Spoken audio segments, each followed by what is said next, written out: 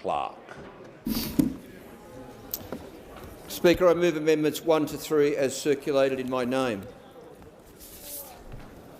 Speaker, as I mentioned in my second reading speech, the government's bill is a good start, but it is deficient, seriously so, and the 3 amendments I presented to the House would go some considerable way to remedying it.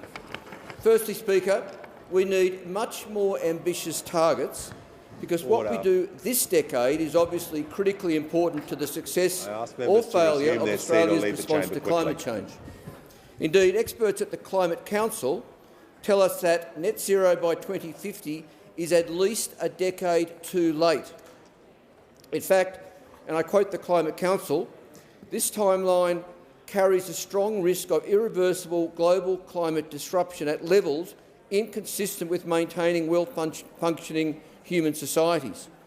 And, Speaker, using the same methodology as the Climate Change Authority did in 2014, experts have calculated that the global emissions budget gives Australia about 15 years only to reach net zero. The message could not be clearer, Speaker, and when reflecting on it, we need to also consider the fact that Australia is one of the wealthiest countries in the world, and indeed much of our wealth has come directly from our fossil fuel resources, which directly contribute to the problem. This economic advantage, plus our abundant natural resources, actually places us in prime position to develop renewable energy capacity and the ability to export this clean energy to the rest of the world. In other words, Australia, of all countries, can be so much more ambitious. With all this in mind, Speaker, Amendments 1 and 2 replace the weak targets currently in the bill with targets of a 75% emissions reduction on 2005 levels by 2030 and a commitment to reach net zero by 2035 at the latest. These are science-backed and equitable. Secondly, Speaker, Australia is one of the largest exporters of fossil fuels on the globe, and our own measuring and reduction of carbon emissions needs to reflect that. Indeed, since 2005, our fossil fuel exports have more than doubled, meaning the emissions caused by other countries burning Australia's exported coal, oil and gas is more than double our total domestic emissions. This contribution to global climate pollution is significant, and it's our responsibility.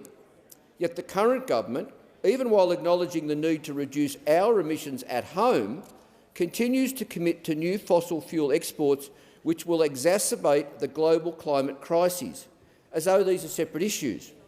Speaker, we simply can't pretend that, even though it's Australia's policies which lead to Australian companies digging up Australian fossil fuels, that we simply have no responsibility for the carbon emissions released as a result. That's why Amendment 3 requires that Australia's Scope 3 emissions, being the emissions we export overseas, be included in the Minister's annual climate change statements.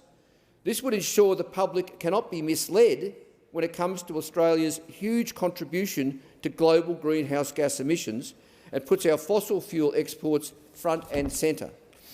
Speaker, as I said before in this place, the overall goal is to reduce the amount of carbon emissions being released into the atmosphere, and we cannot lose sight of this. This isn't a question of whether Australia must report on Scope 3 emissions according to international law or whether these emissions are counted in some other country's database. No, because regardless of whether we planned to export it or we burn it here, what matters is that we leave Australian coal, oil and gas in the ground. And when we do dig it up, we need to account for it. And Amendment number 3 requires the government to report to the parliament on what we are doing to ensure that this is the case in the future.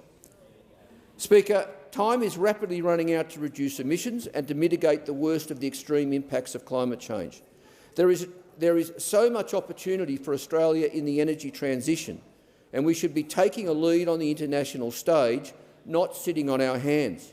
These amendments, 1, 2 and 3, reflect this ambition, and I call on all members to support them. Thank you, Speaker.